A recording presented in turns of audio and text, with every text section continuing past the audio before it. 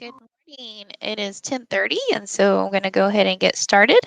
I will put the sign into the chat one more time. So if you're just joining, I just put the sign in into the chat. And today we're going to be going over presentations. So something like what I usually use every week and how to incorporate that into your curriculum, how to use that with the youngest of kiddos all the way up to 5th grade. So I'm going to go ahead and share my screen again.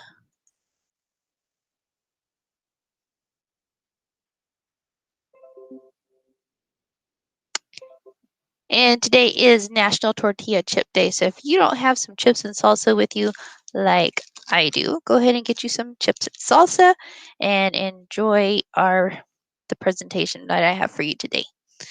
And I would share, but they haven't invented that tool where I can share through the screen yet. Some kind of teleportation device would be awesome, but yeah, it's not finished yet. I'm still working on that. All right, so for elementary, multimedia presentation tools, that's using things like Prezi, it's using things like Google Docs if you've ever used PowerPoint, things like that, and anything that you incorporate into those presentation tools. We'll be going over how children can explore their thinking and using these tools and how they correlate with the standards. So in kindergarten, the only thing they really need to understand is basically how to watch videos online, how to play them, pause them, rewind them, and use the forward and play buttons, things like this, all these little tools right here. One way when they first begin kindergarten, I'm pretty sure they've gotten used to learning how to play the videos that you've sent them now, but when they first come in, some of those babies have not ever even held any kind of device in their hands before. So what's important to learn to know that we shouldn't make assumptions. I know we see kids all the time with devices in their hand at the stores. Some of them have devices as soon as they can hold one in their hands, their mom's phones, iPads, things like that. But sometimes these kids aren't fortunate enough to have those devices. So some of them have not been exposed to them at all. So keep that in mind whenever they do come into your classroom next year, that they may not know how to use them, how to turn them on, things like that. So learning these symbols is important. So explore the tool together and make sure all of them know how to use it and they know how to access it. So the standards that go with that is the ones that I've been showing you before, which is that writing standard with guidance and support from adults. Explore a variety of digital tools to produce and publish writing, including collaboration with peers. And this one is reading literacy with prompting and support. Describe the relationships between illustrations and the story in which they appear. So that one is in there because of the way that they use the videos and things like that. So those relationships like that. And so one of the things that I grabbed from the curriculum, and I was going to open it, but for some reason the last few days, the Savvis realized was being really finicky, and I don't know if it has been for you all, but it was just being really difficult, and kept kicking me out. So that was really frustrating. So I went ahead and just took some screenshots from a few grades and put it into the slideshow instead of going to Savvis in case it was doing it again today. So this one is from kindergarten, and you can see there's some of the standards. There's that one that's that same standard is explore a variety of digital tools, and there's a few others in here. But this one is a great way to use those the presentation tools. And so it doesn't explicitly say you have to use a presentation tool, but it's a great time to introduce them. And I know at this level, all they have to know is how to play videos. But Andrea and we did a technology after school club at the Kinder Center. I think was it last year? Had to have been like the year before, I think. I don't know. I get my years mixed up, but the kids had a blast with it, and they were using iPads at the time, and they did use Google Slides, and they learned how to upload pictures. They took pictures with the iPad. They learned how to upload it, resize it. They learned how to use the text to speech tool, which we had to do a little bit of editing because some of those kinder babies could, some of what they spoke into the microphone didn't always translate well, but we did help them fix that. And so they were able to put the text with their pictures, and they went around and took pictures of their favorite things around the school or classroom. And they just had a blast creating their own slideshows, and they were able to share that with their parents. So little things like that is just a whole lot of fun and a great way to start them learning how to use presentation tools. So this one is write about a day with my friend. So students you can take this narrative task and turn it into a presentation. They have to use things like first, next, and last, and that's a great way to put presentation or put things in order using that presentation mode, because you do have to put it in order. So that's a perfect time to put something like that in, put it together like that. You don't always have to do it exactly the way it says, as a narrative, but it could be done as a presentation instead. So in first grade, the skills that they need to learn are creating,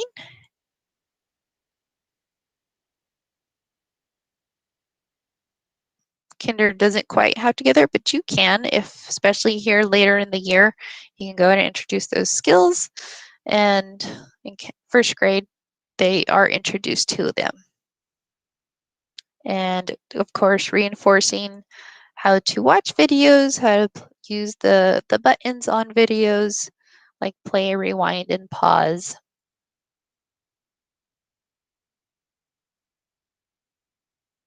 Presentation with you. So learning how to create the slide, but of course it goes into a little bit more. So they have to learn how to open up a slideshow deck.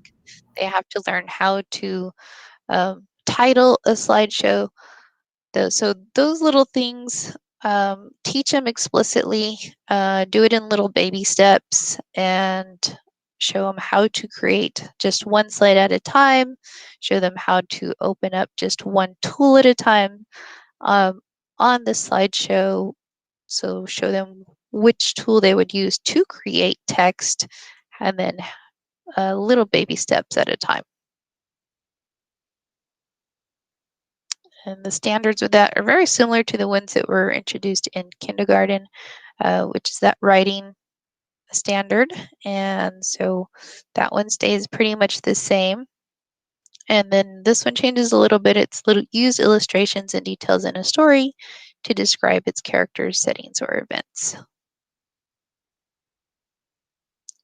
And then as we move on to second grade, they have that first skill that was introduced in kindergarten. That one should be mastered by second grade. And it probably already is by kindergarten. They probably master it early on, how to watch videos and play them, rewind them, go back to them, especially with all of this online learning that we've had to do and all the videos that we've had to send to them. They probably have that down pretty well. In second grade, we'll introduce how to create a series of slides. So not just one and editing one slide, so more than one slide. They'll learn how to organize them. They'll learn how to present research or convey an idea. and we'll introduce painting and drawing tools uh, and other applications to create and edit the work.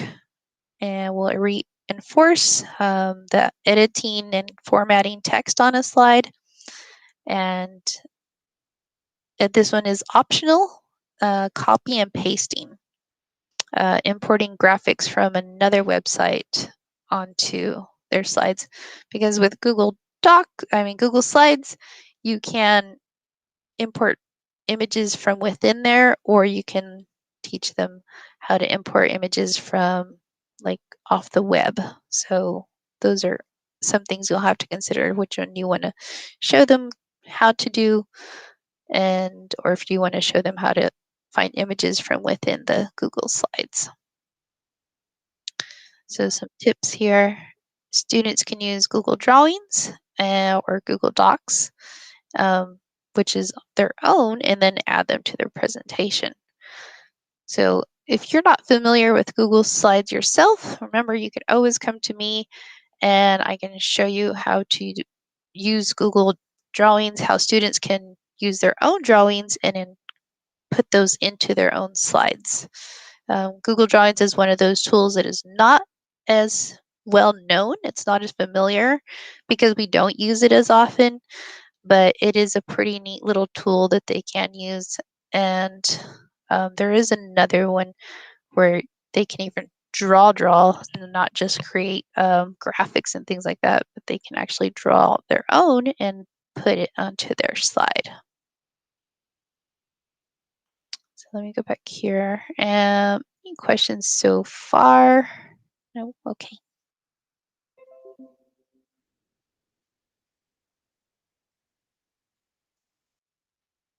So the standards again are just those two standards. It changes a little bit down here. This one stays the same, but this one is use information gained from the illustrations and words in a print or digital text to demonstrate understanding of its character setting or plot. So you can see how it changed from kindergarten, first grade, and they started adding this right here where it is that digital component does come in a little bit later.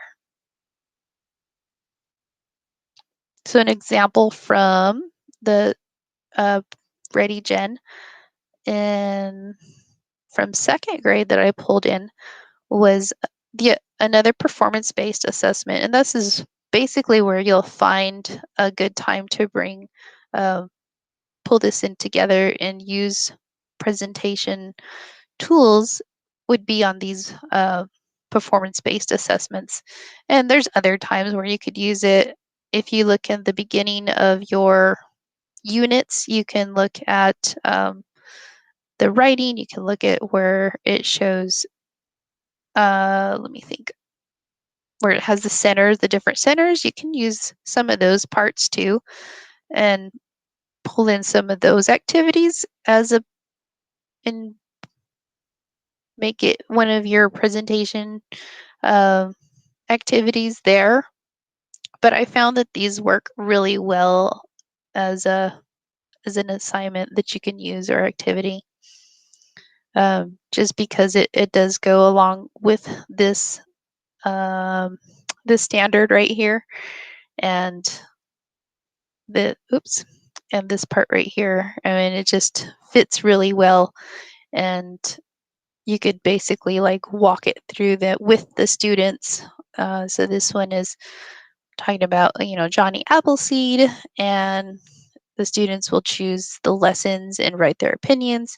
So then you can kind of draw that out into different slides. They have to introduce the lesson. You can bring in different graphics and things that they learned from the story and support that with different maybe links about the story, and because it is opinion, so it works really well with that. And in third grade, the students should have mastered course watching videos, formatting the text, creating and editing it on a slide, and then you'll introduce copy and pasting and importing graphics, which was optional in second grade. and then being able to change the size and position of them on a slide.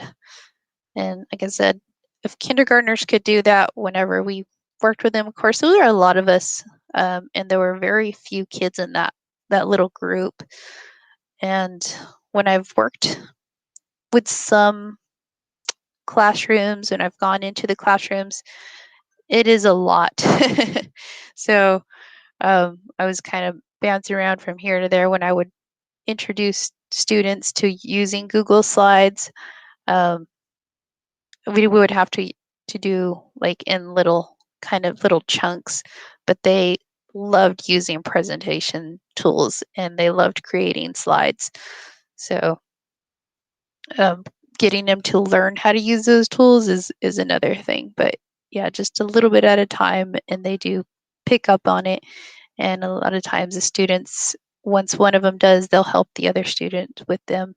And I know right now it's kind of a crazy time, but with the collaboration that you can use, they that you have a little bit more options there. You can have some of the kids that really know how to use it, and the ones that are kind of struggling, you can put those kids together to work on the same presentation tool or the same presentation, and they don't even have to be in the same room together. So that's what's nice about the Google Slides is being able to collaborate, and one can be at home, one could be at the school, and they could still work on the same one. You're going to reinforce the creating a series of slides and organizing them to present research or conveying an idea, and you'll reinforce painting and drawing tools applications to create and edit work. Um, the kids really like is showing off a few tricks like the keyboard shortcuts. One of the things that we did in I think it was Miss Robertson's class and a few other classes when we learned how to make a stop motion animation. And so some of the keyboard tricks on there to duplicate a slide, duplicate pictures, you know, Control D, and it makes the pictures go a little, the slides, you can duplicate them faster instead of having to do like Control C and then Control V. So just Control D and it duplicates it quicker. And that way you can get your stop motion going a little bit faster. And that was a whole lot of fun too. So the kids really like the stop motion animation. If you want a tutorial on how to do that, let me know. Make an appointment with me and I'll show you so you can show your kids how to make stop motion animation Google Slides.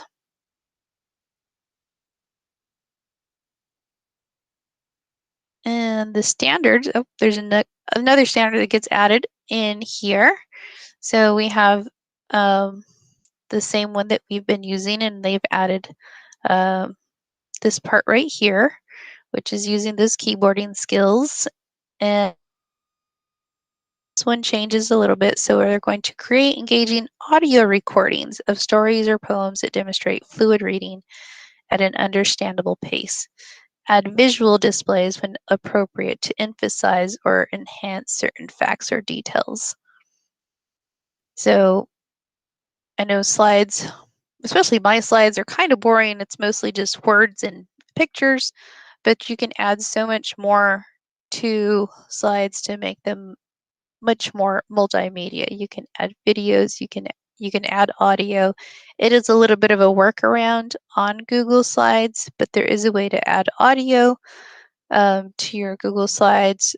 There's a way to add links to your Google Slides. You can make them to where they're clickable. So I have shown that before whenever I did a presentation on Google Slides a few months back.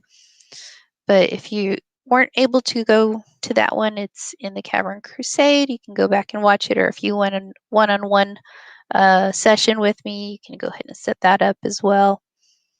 And I'll go over those tools on how to create that. And then this one is explain how specific aspects of the text illustrations contribute to what is conveyed by the words in a story. So that one changed quite a bit as well. So in fourth grade, all the skills that we've gone over are mastered, except for this last one. We're just reinforcing copy and paste and import graphics, being able to change their size and position on a slide. So the only tip I have here is you can show your kids how to insert videos, audio, and GIFs, however you want to say it, into your presentations. The kids really like being able to put these things into their presentations. It just gives it a little more pizzazz. All right, so fourth grade, they look a lot like the third grade ones. It doesn't change too much except for this one right here. It adds, they should be able to type a minimum of 1 page, but with it being a presentation, you don't really expect to have like an entire page, so that I wouldn't really pay too much attention on that part. Of course, you can always incorporate, I guess, a link to a document, a Google Doc if necessary, but I wouldn't make it a something that they had to do all the time, because presentations don't always have a whole lot of writing like listed on there. So it's usually, a lot of pictures, a lot of graphics, some videos, things like that. It's a lot more visual. So like this one right here, add some visuals, add some recordings to enhance it. And this one is the same as in third grade as well. Make the connections between the story between the text of a story or drama and visual or oral presentation of the text, identifying where each version reflects specific descriptions and directions in the text. So an example from fourth grade is this one right here. So students write a tall tale that includes an element of nature, displays the characteristics of the genre, larger than life characters. So students are going to introduce characters here. So again, they're doing sequence of events, which is perfect for the way presentation is laid out. You can move slides around, so even if a student is getting those events out of order, with Google Slides, you can always change it. And I'm going to go ahead and exit and show you real quick. If you teach students to go to this little box right here, down here, you can always slide your slides over and fix that real quick and say, okay, remember this part happened first. And so that's a great way to show students how to put those things in order. And so they are numbered up here, and not only this way, but this one gives it a little bit bigger, and you can kind of see how to fix those slides that way. So there's that. And then of course descriptions. And then I know even in second grade we did things like captions and things like that. So all of those you can incorporate into slides very easily. And of course by fifth grade, all these are mastered and they're ready to go up and present whatever they created, whether it's in front of the board or through a screen. They can always do what I'm doing with you guys and share their screen and present to the class in that fashion. Go ahead and gauge their progress to see how ready your students are. Introduce a few more features that your students would enjoy adding to their presentation. So even if they've had the exposure, in the previous years and they are ready for more, go ahead and show them like different things that they could add to their presentations if they're ready for it. If they're still very new to it, maybe they haven't been exposed to it as much. Maybe they haven't seen it until 5th grade. So they haven't had a chance to master all of these. Go ahead and give them the opportunity to get used to all of these tools. All right, and the standards are, again, similar to what they were in 4th grade. This one's not going to change a whole lot, except it goes to 2 pages. But again, if you're doing, this is more for if you're typing up in a Google Doc, but this is not talking about that. But this one is. It says include multimedia components, graphics, sounds, visual displays, and presentations when appropriate to enhance the development of main ideas or themes. This one changes again. Analyze how visual and multimedia elements contribute to the meaning, tone, or beauty of a text, graphic novel, multimedia presentation, fiction, folktale, myth, and poem.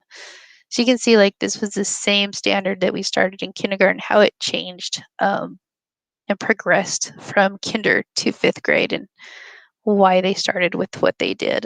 So it's kind of neat. All right, so just to give you a little heads up, looking ahead into 6th grade, so if your kids are ready, you want to go ahead and give them a little jump start into 6th grade, they'll be introduced to independently use appropriate technology tools such as a graphic organizer, audio visual to define problems and propose hypotheses. So it's not just creating that presentation tool, they're going to be using it for a variety of things, a little bit more technical things too. And all the ones that they did use or learn in 5th grade will be reinforced. And that is all I have for you about presentation tools. I know these ones have been pretty quick and on the fly. And I'm going to stick around for a little while to see if you have any questions, or if you want me to open up a Google slide, I can show you. I can show you how some of these tools work if you're not familiar with it. So I will hang around and be here for you if you have any questions. Thank you.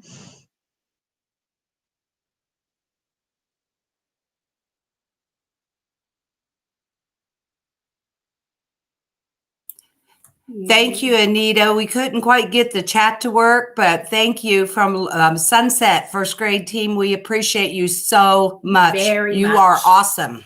Thank you. You're welcome to come sometime if you have time to do Google Slides with us again. Oh, awesome. If you have time. All right.